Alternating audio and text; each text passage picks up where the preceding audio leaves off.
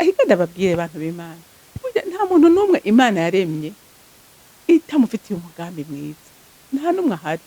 Umuntu wese Imana yaremye yamuremye kubw'impamvu. Rero igihe utariko urashitsa iyo mpamvu Imana yakuremeye, uba urutwa n'inda yakorotse.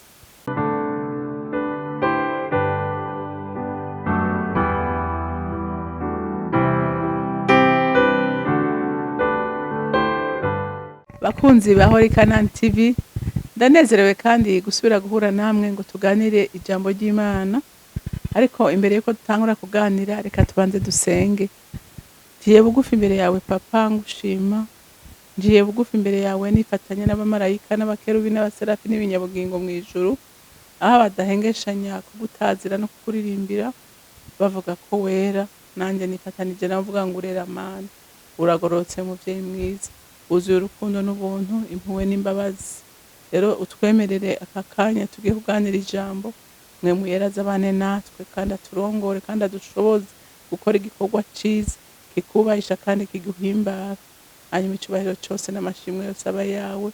Nkaba ndabisenze ndabyizeye ko uvyumvise mu izina rya Kristo Yesu, amen, amen.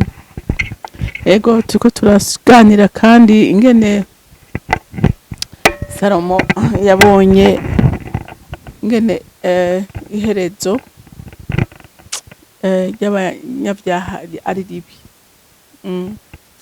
Umuntu atanyugwa n'ibyo afise, ingene ababaje, agira iherezo ribi, yabaho nabi, abantu batanyugwa, bama barushe, urumva n'ibyo bafise urumva umengo bobibika umenga ntibobikorako. Urumva babaho ubuzima bubi. Reka dusome Umusiguzi igice ca 6, dusome kuva ku murongo wa mbere dushikane ku murongo wa 3. Iherezo rya byose no gupfa. Hari kibi nabonye munsi y'izuba kiremereye abantu. N'umuntu Imana yahaye itunga ibintu n'icubahiro, bituma atabura ikintu na kimwe mu by'umutima we wokwifuje, maze Imana ntimuhe kubumbwa navyo, ariko bikazoribwa na murundi. Ivyo nubusa, numubabaro kandi nibara. Umuntu naho yovyara abana 100 akaramba imyaka myinshi, iminsi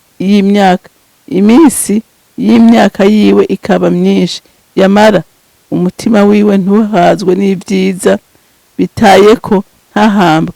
Kubwanje arutwa n'inda yakorotse. Imana idufashe. Salomo arihweza ararate umuntu naho yogira itunga ringana gute,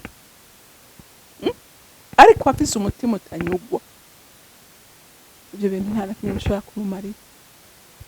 Mbe murazi ko ari abantu nukugira ngo yigurire n'agahuza ari kibazo, nukugira ngo ashobore kwihakana brema kazimvye avuga ati nanjye kanezereza umutima wanjye, atabishobora. Akuma avuga ati aya mahera sishobora kuyakoramwo, ibintu sishobora kubikoramwo. Umuziro hoho nihagira umuntu amusaba, Salomo aravuga ngo hari ikintu nabonye munsi y'izuba kiremereye abantu, ngo n'umuntu Imana yahaye itunga ibintu n'icubahiro, bituma atabura ikintu na kimwe mu by'umutima we wokwifuje, ngo maze Imana ntimuhe kubumbwa navyo.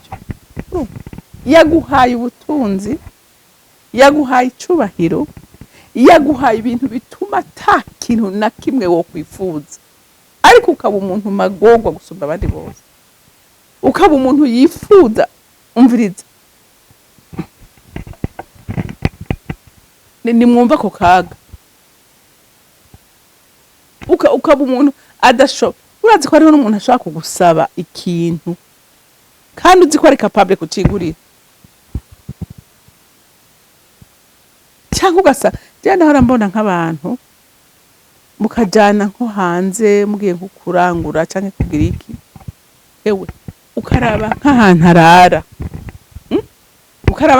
arara, kibaza ati none aya mahera umuntu aruhira, urafashe indege waraye uragenda ijoro ryose ushikiye ahantu hatabaho urumva bashobora no kukwibana ibintu byawe ubwo saga muryamanye n'abantu mutazinanye kandi amahera uyafise ariko ukumva udashobora gukura ukumva umengo ni gitangaza je ntarambona n'abantu batekera indya gatekera ibintu azorya iyo periode yose araho hantu gacaza none ayo ubwo butunzi n'ubwiki n'ubwo gukora iki kubwo butunzi ariko kugira ngo ubeho neza ubeho uguwe neza ugasanga aratekeye kazoka tubwo buswage akazoka tubwo buswage nitwo tudagara zumye bafi zafimi abana n'ivyari rya gushika ta yazamana ubu buzima kutanyugwa ukumva ntacyo wokuramo none we wumva ngaho wewe ko ubutunzi Imana buguhaye ukubera Imana ibishaka ngo ubu umugisha wa kandi uhinduke n'umugisha w'abandi wumva udashobora kwiyera umugisha ushaka kuba umugisha w'abandi wumva ushaka kuba igikoresho cy'Imana kihimba mu byo yaguhaye. Haleluya haleluya. Ubundi ubutunzi Imana buguhaye kugira ngo bufashe n'abandi. Amen. Uhinduke isoko y'umugisha ku bandi.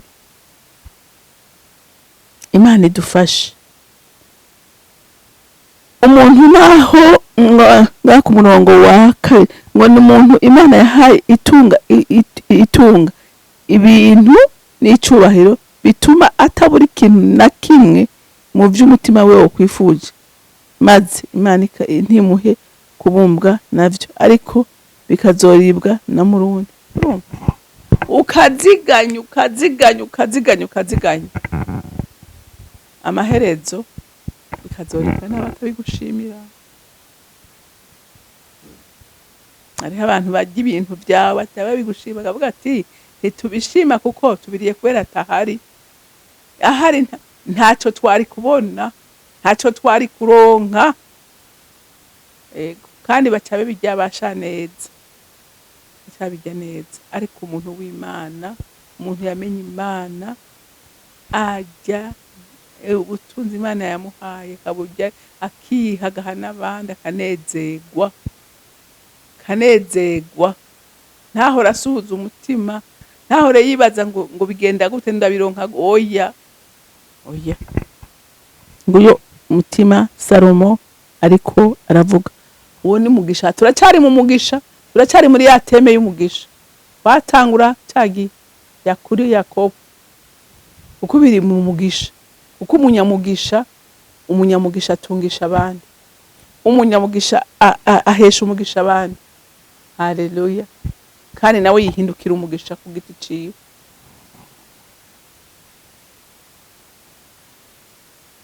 Ariko bikazoribwa na murundi. Ivyo n'ubusa n'umubabaro kandi nibara. Mba n'umubabaro. Umubabaro ugasanga n'inzu ntashaka kuyubaka. Oya. Cyangwa winjira mu nzu ugasanga nta n'intebe zirasanzwe ngo tekerekere sinokora. Umutahe wocuhera. Umutahe uzofugwiriye utawujya utayajyako. Agwizwa nuko ujura rekura. Haleluya. Rekura kugira ngo ibindi vyinjire. Amaboko atarekura ntaronka. Haleluya. Rero n'ijambo ry'Imana riravuga ngo gutanga bihesha umugisha rusha guhabwa. Niba ushaka umugisha w'Imana tanga. Haleluya. Kandi nawe wihe niho umugisha ugumusesekara. Haleluya haleluya. Niba ushaka umusesekara sesekariza ku bandi kandi nawe wisesekarize ko ntiwiyime. Amen. Gaho simvuze ngo wonone. Abavuga ati wa mudamu ariko aratwankuraje konona. Oya nanje sinkunda konona. Hano wono bibwira. Ariko ntukiyime, ntukababaza umutima wawe. Jewe sinshobora kubabaza umutima wanje. Ikintu ndagishobora ndaciye. Haleluya haleluya. Kandi ico ni igikorwa c'Imana. Umutima w'umuntu ntukwiye kubabara. Umutima w'umuntu ngo niho ubugingo bududubiza ukwiye kwa munezerewe.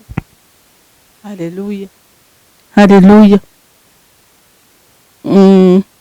ngaha ku murongo umuntu naho yovyara abana 100 akaramba imyaka myinshi imisi y'imyaka yiwe kaba myinshi yamara umutima wiwe ntuhazwe n'ivyiza bitaye ko ntahambwe ku bwanje arutwa n'inda yakorotse umuntu utanyugwa urumva kandi Imana yamugiriye neza urumva akaba ari umuntu ataca amazi akaba atari umuntu ataco yikura akaba ari umuntu umva ngo arutwa n'indi itavutse yakorotse kuko urumva higa ndababwiye abantu b'Imana nta muntu n'umwe Imana yaremye itamufitiye umugambi mwiza nta n'umwe ahari umuntu wese Imana yaremye yamuremye kubw'impamvu rero igihe utari kurashitsa iyo mpamvu Imana yakuremeye ubu urutwa n'inda yakorotse none ko ata muntu yaje muri pereninage ngaha nta muntu yaje gutembera ariko waje muri inosi wese yaje kubwe umugambi w'Imana yaje mu gikorwa yaje muri mission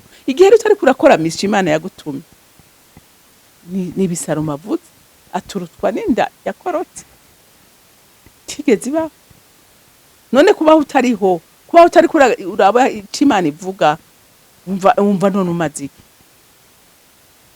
umva wo bumaziki rero Imana yo mwijuru idufashe Imana yo mwijuru idufashe twese we ntangi dufashe turabe ngene dushobora guhindura ubuzima ko birashoboka turazi benshi bahindutse turazi benshi bahindukiye turazi benshi bari baragiye mu mwiza ariko umuco wa Kristo urabamurikira bagendera abana nta mu buzima bwabo bugenda neza biva kuri determination yawe nubo aya majambo yumva kandi mwana yanjye kandi aravugwa ubuhoho byaranoroshe ni mu telefone abahari ma televiziyo amajambo urayumva bigisha beza cyane gose